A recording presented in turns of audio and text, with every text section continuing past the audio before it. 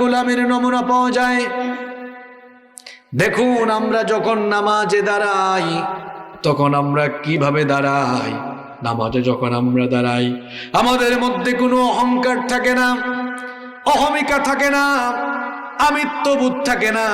নামাজে যখন আমরা দাঁড়াই মাথা উঁচু করে দাঁড়াই না, বরং নামাজে যখন আমরা দাঁড়াই মাথাটাকে নত করে দিই কার সামনে?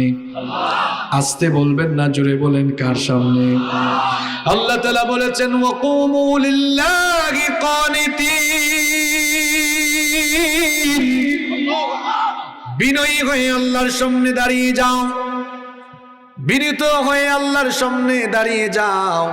এই জন্য আমরা বিনয়ের সাথে যখন নামাজে দাঁড়াই তখন আমরা হাতটাকে কাঁধ বরাবর কিংবা কান পর্যন্ত এমন ভাবে উঠাই আমাদের এই হাত ওঠানোর দৃশ্য এটা যেন এটা প্রমাণ করে দেয় যেন আমরা গোলামের মতো মাথা নত করে আসামির মতো স্যালেন্ডার করে আমরা মাবুদের সামনে দাঁড়িয়ে যাই।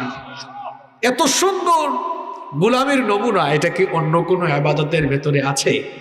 কথা বলেন, আছে?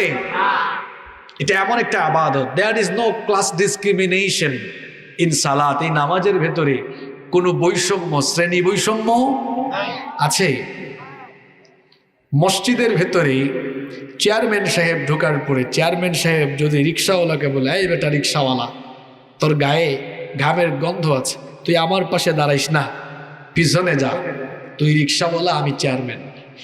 চেয়ারম্যান সাহেব এই কথা যদি ভুল করে বলেও ফেলে, রিক্সাওয়ালাও বলে ফেলবে, মিয়া আপনার চেয়ারম্যানগিরি দেখালে ইউনিয়ন পরিষদের ভেতরে গিয়ে দেখান, এটা মসজিদ, আল্লাহর ঘর, এখানে আপনিও আল্লাহর গোলাম, আমিও আল্লাহর গোলাম।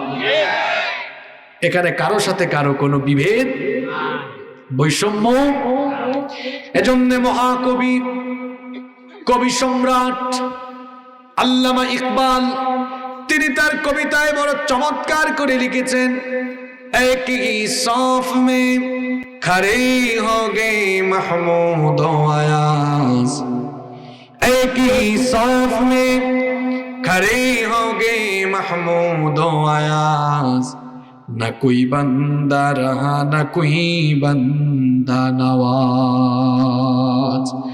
নামাজে আসার পর সম্রাট মাহমুদ আর তার চাকর আয়াজ যখন একই কাতারে পাশাপাশি কাছাকাছি কাঁধে কাঁধ লাগিয়ে দাঁড়িয়ে যায়, তখন সম্রাট মাহমুদ তিনি আর সম্রাট থাকেন না, তার চাকর আয়াজ তখন আর চাকর থাকে না, সম্রাট আর চাকর দুজনেই তখন আল্লাহর গোলামে পরিণত হয়ে যায়।